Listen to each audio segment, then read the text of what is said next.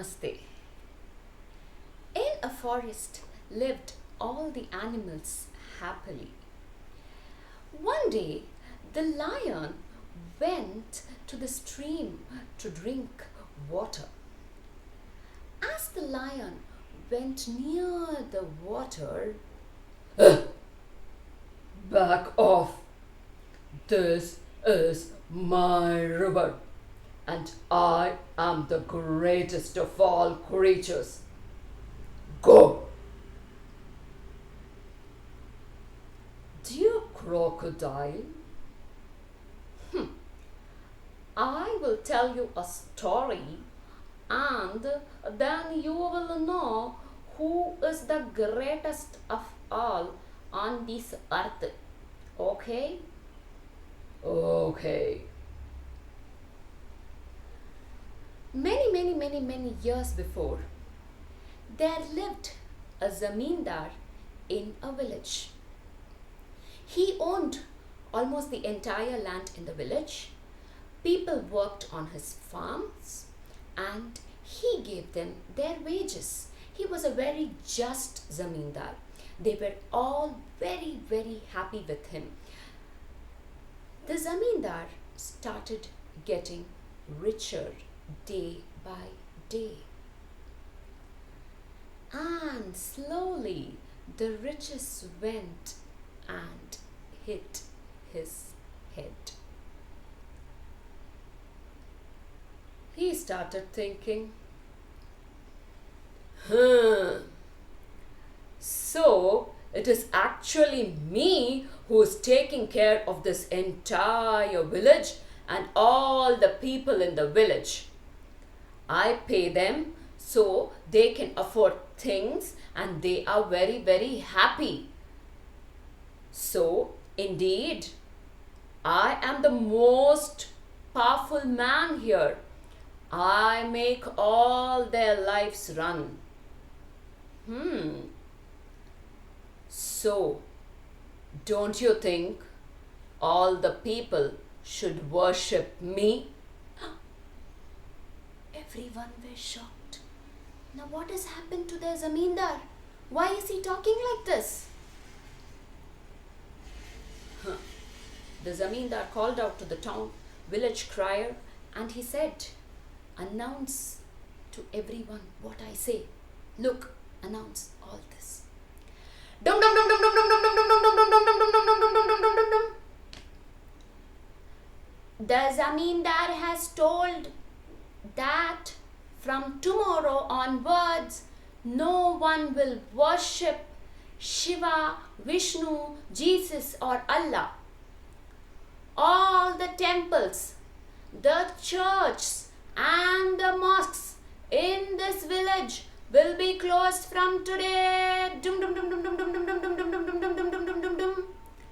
And most importantly, note, if anyone is found praying to anyone else other than the Zamindar, he would not be allowed to work on his farm, he would not be given wages, he would not be allowed to leave the village. He and his family will be made to starve and die here. Dum dum dum dum dum dum dum dum dum dum dum dum dum dum dum dum. Now that was very strange. Now here was their Zamindar behaving like Hiranyakashipu, who told that he should be prayed and no other god should be prayed. Now what is to be done? The people stopped going to the temples, the church and the mosques. In fact, the Zamindar had locked all of them and brought all the keys home and kept it there. He said, I am the Lord, pray to me. I will do all that you need. The people had no other go. They could not leave the village.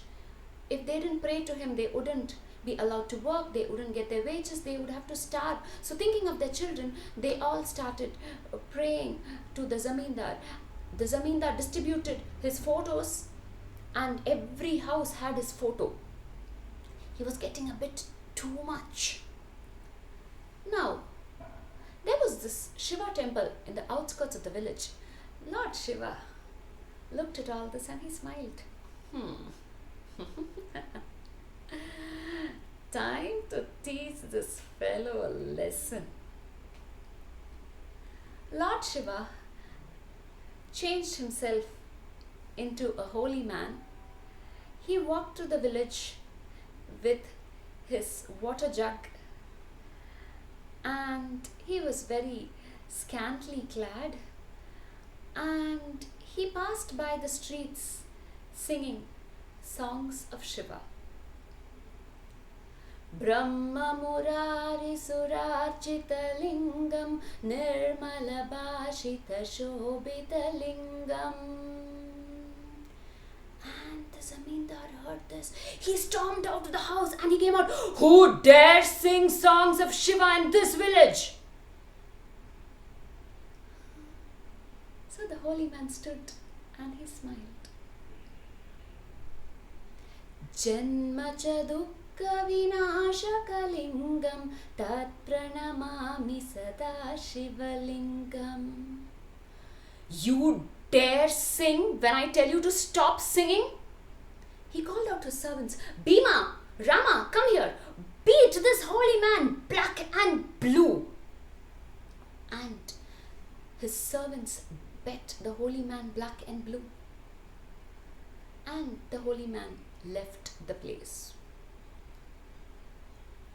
The next morning, the Zamindar got up, got ready, and then he called out to his wife and he said,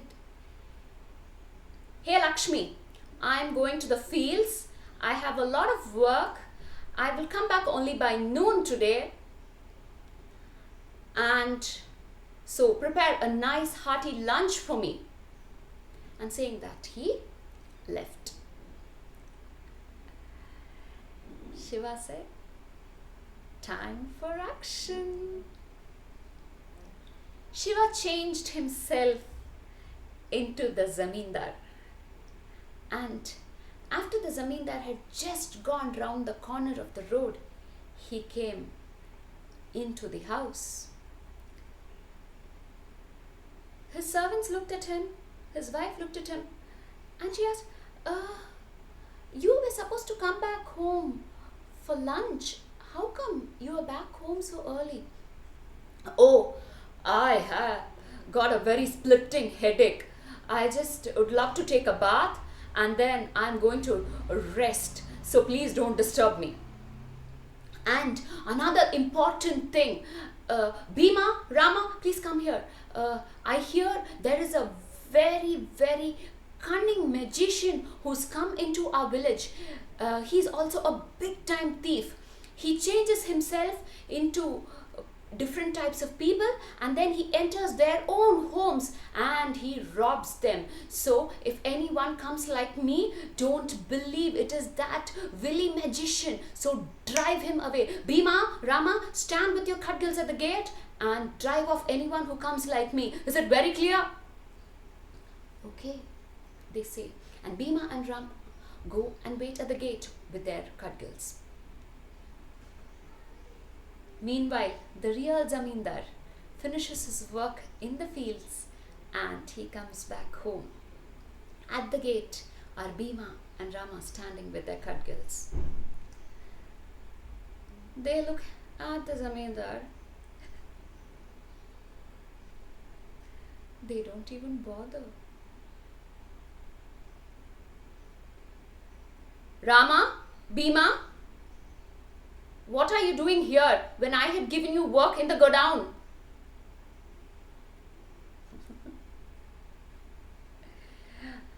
We know you are not our Zamindar. What nonsense! Are you drunk? We are not drunk. You are not our Zamindar. Do you know to whom you are talking to? You are that cunning magician, and if you don't leave from here right now, we are going to bash you. You will bash me, your boss? Our boss is inside. You are not our boss. And saying that, they poked him with their cudgels and they bit him and they drove him out. Looks like something is really wrong with you. I will come back in the evening and deal with you. Hungry, tired, feeling hot, he went back to the fields. He finished the work and then in the evening he returned back, only to be greeted by the same story. Hearing all the commotion at the gate, from inside, the Zamindar asks, "What's the noise there, Bhima and Rama?" "Oh, boss, it's nothing. There is this imposter who's trying to get into the house, telling it is you, and we are just trying to drive him out." "Oh, is it? Beat him black and blue and just drive him away. I am inside the house and I am the boss of this house." The Zamindar was surprised. Who is inside the house when I am the boss of the house and I am here? Bhima, Rama, it is me. They bit him, they bashed him, they poked with their spears and they left him bleeding, and he just ran away and stood at a distance from the house. "Huh? He is not gone from here," said Bhima to Rama. And then they ran after him and threatening to hit him more, and they chased him out of the village. With nowhere to go, he went and he laid down on the steps of the Shiva temple, which was outside the village. He thought, okay, I will call the panchayat. Let the elders of the village decide who the real Zamindar is. Saying so, thinking that, he went off to sleep. The next morning he got up and he immediately rushed to the village headman's house. He called all the elders of the village. He told them to please assemble around the banyan tree. And then he said, "I am the real Zamindar. There is someone else in my house claiming to be the Zamindar. Please resolve this matter." So the Zamindar from the Zamindar's house was called, and the real Zamindar was also there. Everybody looked surprised, shocked. Their jaws dropped as they saw both of them, head to toe, same to same. Now who is the real Zamindar and who is the imposter Zamindar? So then one of the older chieftains said, "The man of the house will know all the details of the house. Let us ask them certain specific questions and then we will get to know who the real Zamindar is." That seemed like a wonderful idea. So then few of them took the real Zamindar onto one side and few of them took the imposter Zamindar onto the other side, and they asked, "Okay, how many cows are there in your house?" And both of them at the same time said, 18. How many sheep are there in your house? 30. How many hens are there in your house? 53. Okay. How much cash is there in the cash box in your house? The real Zamindar said, around 5,500. And our imposter Zamindar, Shiva in disguise, said, 5,532 rupees 45 paise. Now here there was a difference.